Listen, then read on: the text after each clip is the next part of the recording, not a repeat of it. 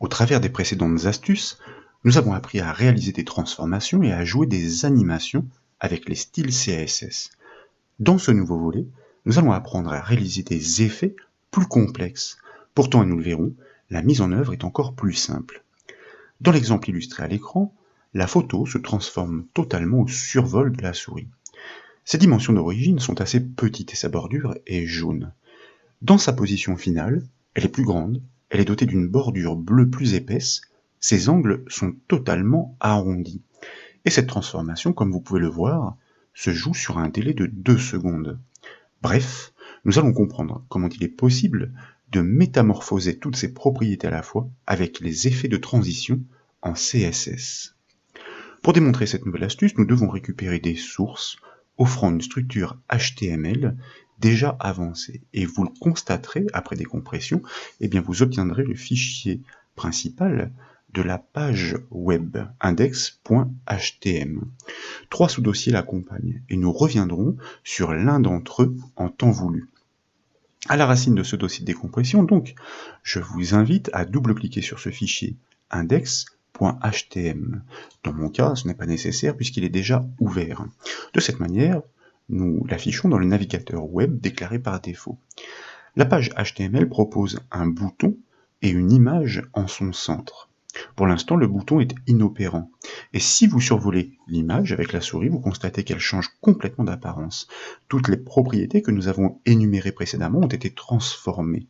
Cela signifie que des styles CSS régissent déjà son comportement. Mais cette transformation est brutale. Aucune transition n'a lieu. La métamorphose est instantanée. Et c'est tout l'enjeu de cette nouvelle découverte. Nous allons comprendre comment il est possible de maîtriser l'évolution d'une animation avec les styles CSS. Avant de connaître la technique, triviale au demeurant, et permettant de maîtriser ces effets de transformation, nous devons nous emparer de la structure de la page web. C'est pourquoi, à la racine du dossier de décompression, je vous invite cette fois à réaliser un clic droit sur le fichier index.htm et dans le menu contextuel de choisir de l'ouvrir avec un éditeur comme le Notepad++. Tout d'abord, vous constatez dans cette structure HTML les références au style CSS en en-tête de page. Le fichier mes styles CSS est celui qui organise globalement la structure actuelle. Le fichier les styles CSS est celui que nous allons utiliser en complément pour régler ces effets de transition. Plus bas dans le code HTML, vous notez la présence du bouton juste au-dessus de l'image, donc dans sa balise IMG. Cette image est régie par le style l'IMG, c'est lui qui décide de l'apparence de la photo au début et à la fin de la transformation. Et pour le constater, nous devons accéder à ce fichier de style. Donc, nous revenons à la racine de ce dossier de décompression, nous double-cliquons sur le dossier, le sous-dossier CSS pour l'ouvrir, nous cliquons droit sur le fichier les styles CSS, nous choisissons là encore de l'ouvrir avec un éditeur comme le Notepad++. 3 styles sont déjà présents. Seuls les 2 derniers nous intéressent puisqu'ils concernent le comportement de la photo. Il s'agit du style l'IMG donc et de son style dérivé l'IMG over. Le premier définit tous les attributs de l'image au départ comme sa largeur, comme sa hauteur et sa bordure générée par la combinaison du background et du padding. Le second définit les attributs de cette même image après qu'elle ait été survolée par la souris, en témoigne son gestionnaire d'événements, Hover. Et le moins que l'on puisse dire est que ces propriétés sont largement bouleversées. Ces dimensions sont augmentées, la couleur de fond pour la bordure est modifiée, la dimension du décalage, le padding en l'occurrence pour l'épaisseur de bordure, est augmentée, un effet d'arrondi est appliqué grâce à l'attribut border radius et une ombre portée box shadow est ajoutée. Mais comme nous avons pu le voir, en l'état la transformation est instantanée. Or, nous souhaitons que cet effet se décompose dans le temps, sur 2 secondes par exemple. Pour cela, nous allons devoir gérer cet effet de transition par les attributs CSS. Donc, je vous propose de vous positionner juste avant l'accolade fermante du style l'IMG. Nous cliquons après le point-virgule, donc qui ponctue le dernier attribut, de manière à pouvoir nous positionner sur la ligne du dessous. Et là, nous allons utiliser l'attribut CSS transition, 2 points tout simplement, pour pouvoir affecter ces valeurs, ces paramètres, et nous allons inscrire le premier paramètre all et le second de s, le tout ponctué par un point-virgule. C'est effectivement l'attribut transition qui dicte comment doit s'opérer la transformation des propriétés entre le premier et le second style au survol de la souris. Le paramètre all indique que toutes les propriétés listées sont concernées par la transformation. Nous pourrions aussi nous contenter d'en énumérer seulement certaines. Le deuxième paramètre est fixé à 2s. Il précise que la transition doit s'opérer sur une durée de 2 secondes. Et bien, pour le constater, je vous propose d'enregistrer les modifications avec le raccourci clavier CTRL-S par exemple, de revenir sur le navigateur web, de rafraîchir la page avec le raccourci clavier CTRL F5 pour actualiser le cache, puis nous allons simplement survoler l'image à l'aide de la souris. Comme vous pouvez le voir, cette fois, la transformation prend le temps de se jouer pour rejoindre les attributs fixés par le style l'IMG Over. Et précisément, dans ce dernier style, vous pourriez modifier certaines valeurs de propriétés comme les dimensions, l'ombre ou la couleur de bordure pour constater que l'effet de transformation réagit parfaitement lorsque vous réactualisez la page. De même, dans le premier style, vous pouvez modifier le temps pour jouer plus ou moins rapidement l'animation. Illustration, ici, eh bien, nous allons caler cette transition sur une durée de 5s, donc 5 secondes, nous enregistrons. Nous revenons sur notre page web que nous actualisons avec le raccourci clavier CTRL F5, et désormais au survol, vous constatez que la transformation est beaucoup plus lente pour atteindre ces attributs finalisés. Maintenant, nous allons le voir, il est tout à fait possible de définir ces attributs de transition a posteriori par le code JavaScript. L'intérêt pourrait par exemple consister à déclencher l'animation non plus au survol, mais au clic de la souris.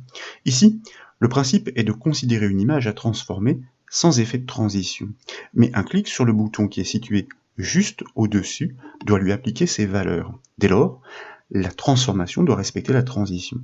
Au travers de cette technique, nous pourrions donc construire, par exemple, des listes déroulantes permettant à l'utilisateur de choisir des paramètres dynamiques pour les appliquer et déclencher des animations différentes au gré des envies. Je vous propose donc de revenir sur l'éditeur Notepad++, plus précisément sur le fichier les styles CSS, et nous allons, comme nous l'avions dit, supprimer cette ligne qui permet de réaliser cette transition sur une durée établie. Nous enregistrons forcément les modifications. Et désormais, bien sûr, si nous rafraîchissons la page web avec le raccourci clavier CTRL F5 et que nous survolons l'image, nous retrouvons dans l'état d'origine, la transformation est instantanée, sans aucune temporisation. Cette fois, dans l'éditeur Notepad++, nous allons afficher le code de notre page index.html. Et là, je vous propose de faire défiler cette page jusqu'à son pied pour atteindre la section de script entre la balise ouvrante et la balise fermante. Et nous allons créer une fonction, function, que nous allons nommer arbitrairement mais judicieusement, ou plutôt explicitement, jouer transition, alors sans faire de faute c'est encore mieux, avec deux parenthèses, comme si... Alors décidément, je m'aperçois et j'ai oublié quelques caractères en cours de route, mais ce n'est pas bien grave, je corrige, c'est le nom de la fonction. Et puis nous allons la borner avec une accolade ouvrante et une accolade fermante. Et là, il s'agit, par le biais de cette fonction, de pouvoir définir pour la balise de l'image cet effet de transition à appliquer au clic sur le bouton. Et comme vous le savez, c'est la méthode getElementById, en respectant bien la cache chameau, c'est-à-dire le E en majuscule, le B en majuscule et le I en majuscule, qui permet de pointer sur un élément reconnu par son identifiant, son ID, soit ici en l'occurrence l'IMG, et grâce à cette méthode, désormais, nous pouvons atteindre sa propriété style pour pouvoir hiérarchiquement atteindre son attribut transition, que nous nommons et que nous allons ici affecté à la même valeur que celle que nous avions utilisée dans notre style CSS, soit all 2s pour 2 secondes, et nous ponctuons notre instruction JavaScript par un point-virgule. Certes, nous pouvons enregistrer les modifications, mais comme vous le savez, une fonction, pour être jouée, doit être appelée, et c'est la vocation du bouton qui est situé au-dessus de l'image dans le code HTML. C'est pourquoi nous allons nous placer dans sa balise pourquoi pas après le dernier attribut, nous allons lui ajouter un gestionnaire d'événements de manière à ce que au clic, donc onClick, eh bien nous puissions appliquer cette transition à l'image, et pour cela il suffit d'appeler notre fonction, et pour ne pas m'embêter, voyez-vous ici, je vais simplement la copier et la coller dans ce gestionnaire d'événements jouer transition. Nous enregistrons forcément les modifications, nous revenons sur notre navigateur web, nous rafraîchissons la page web par le raccourci clavier CTRL F5 pour actualiser le cache.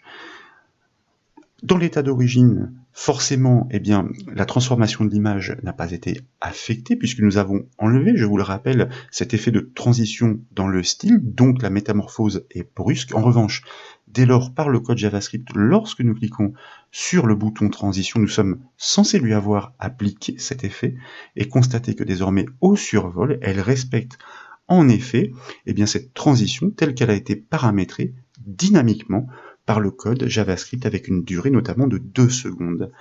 Voilà donc pour cette nouvelle astuce CSS, j'espère qu'elle vous a plu. Si c'est le cas, comme toujours, je compte sur vous pour mettre un petit j'aime à la vidéo. Et comme vous le savez, vous pouvez retrouver toutes les formations et astuces sur le site bombash.fr. Je vous remercie.